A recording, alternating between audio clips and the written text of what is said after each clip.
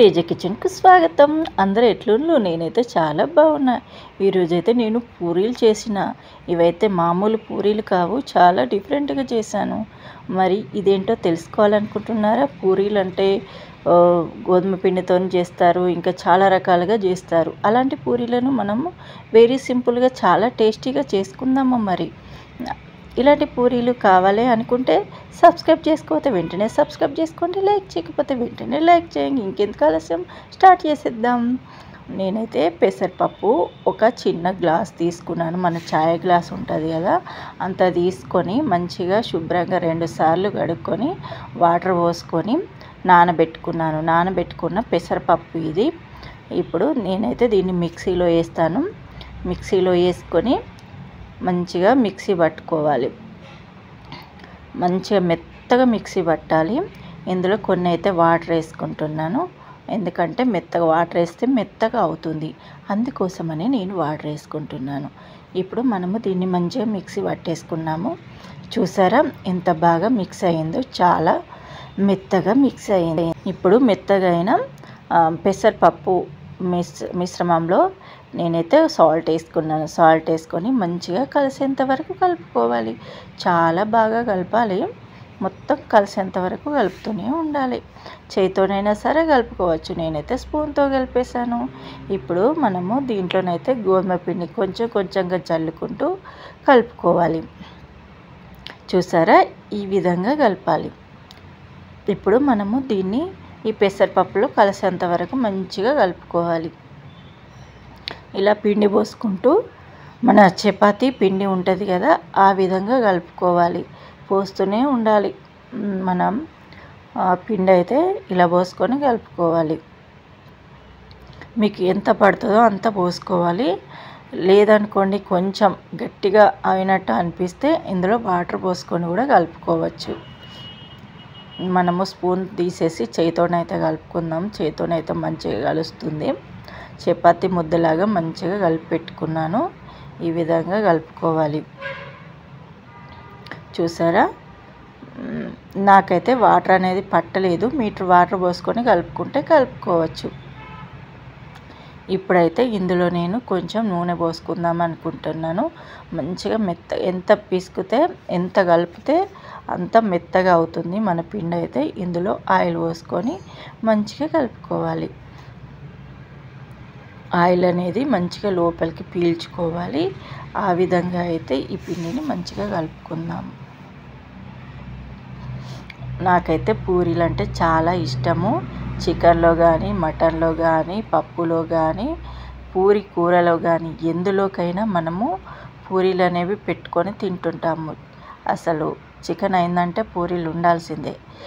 ఇలా ఇప్పుడు పిండికైతే మూత పెట్టుకొని ఒక 10 నిమిషాల పాటు మంచిగా ఒకటి పక్కన పెట్టుకోవాలి. మూత పెట్టుకొని 10 నిమిషాల తర్వాత తీసి చూస్తే, చూసారా ఎంత మెత్తగా అయిందో పిండి. చాలా మెత్తగా మంచిగా అవుతుంది. మన చేతులకు అతుక్కోకుండా ఉంటుంది, ఎందుకంటే మనం ఆయిల్ పెట్టాము కదా, అందుకోసమని మనకు చేతులకు అనేది అతుక్కోదు. మళ్ళీ ఒకసారి మంచిగా కలుపుకోవాలి. కలుపుకొని చిన్న చిన్న ముద్దలుగా చేసుకోవాలి. మన పూరి ముద్దలు చేసుకుంటాం కదా, ఆ విధంగా అయితే చేసుకోవాలి. చేసుకొని అటు పక్కన పెట్టేసుకుందాము. అన్నీ ఈ విధంగానే చేసుకోవాలి. చూసారా, రౌండ్ రౌండ్గా చేసుకోవాలి పూరీలు ముద్దలు. ఇప్పుడు ముద్దలు అయితే అయిపోయాయి, బాల్స్ అటు పక్కన పెట్టేసుకొని ఇప్పుడు మనమైతే పీట తీసుకుందాము. చపాతీ పీట తీసుకుందాము, లేకుంటే పూరీలు ఒత్తేది ఉంటుంది కదా, దాన్నైనా తీసుకొని ఒత్తుకోవచ్చు. పూరీల మిషన్ ఉంటుంది కదా, దాంట్లో కూడా ఒత్తుకోవచ్చు. నేనైతే నూనెతో చేస్తున్నాను. మీరు గోధుమ పిండి పౌడర్తో కూడా చేసుకోవచ్చు. ఇలా ఆయిల్ పూసుకోవాలి. కోలకు కూడా మంచిగా ఆయిల్ పూసుకుందాము, ఎందుకంటే అతుక్కోకుండా ఉండడం కోసము కోలకు కూడా ఆయిల్ పోసాను. ఇప్పుడు ఒక్కొక్క ముద్దను తీసుకొని దీని మీద వేసుకోవాలి. మంచిగా ఆయిల్ పోసాను దీనికి. ఇప్పుడు ఒక్కొక్క ముద్ద తీసుకోవాలి. తీసుకొని ఈ పీట మీద పెట్టేసుకొని ఇలా ఒత్తుకొని ఇలా పూరి చేసేసుకోవడమే. మనం పూరీలు ఎలా చేస్తామో ఆ విధంగా చేసేసుకోవాలి. మంచిగా రౌండ్ రౌండ్గా చేసుకోవాలి. చూసారా ఎంత బాగా వచ్చాయో. మన పూరీలు. వావ్, చాలా బాగా వచ్చాయి.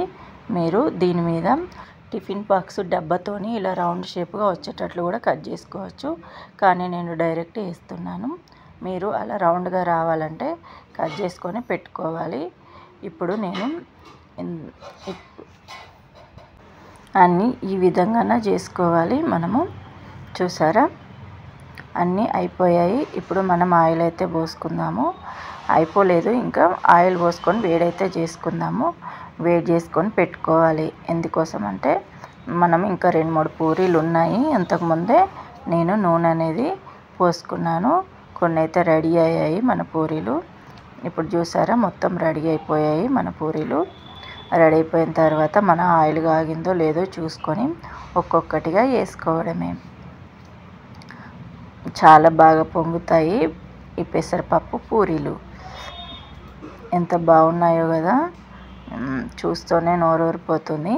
ఇంకా తింటే ఎంత బాగుంటాయో. చేయకముందే చాలా బాగా అనిపిస్తుంది నాకైతే. ఇలా ఒక్కొక్కటిగా వేసుకోవాలి.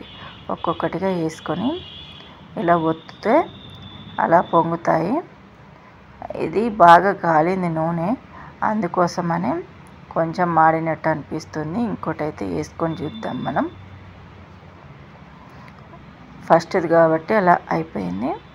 ఇంకోటి అయితే వేసుకుందాము. ఇంకోటి వేసుకొని మంచిగా కాల్చుకుందాము. ఇలా ఒత్తాలి దీన్ని. ఇలా ఒత్తితే అది మంచిగా పొంగుతుంది. వెంటనే ఇంకో సైడ్కు తిప్పేసుకోవాలి. చూసారా, వావ్, చాలా బాగా పొంగింది కదా. మనం ఇప్పుడైతే మంచి సాంగ్ పాడుకుందాము.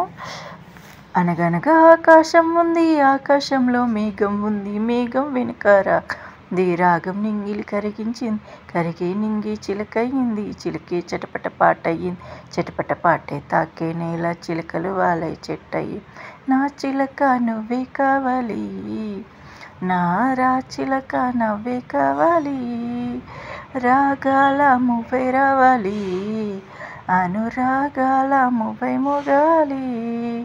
చూసారా, మన పూరీలు అయితే రెడీ అయిపోయాయి. చాలా బాగున్నాయి కదా, చూడ్డానికి చాలా అంత పర్ఫెక్ట్గా వస్తున్నాయి మన పూరీలు. అన్నీ ఈ విధంగానే కాల్చుకోవాలి మన పూరీలను. మీకు బాగా నచ్చుతాయని అనుకుంటున్నాను ఈ పూరీలు.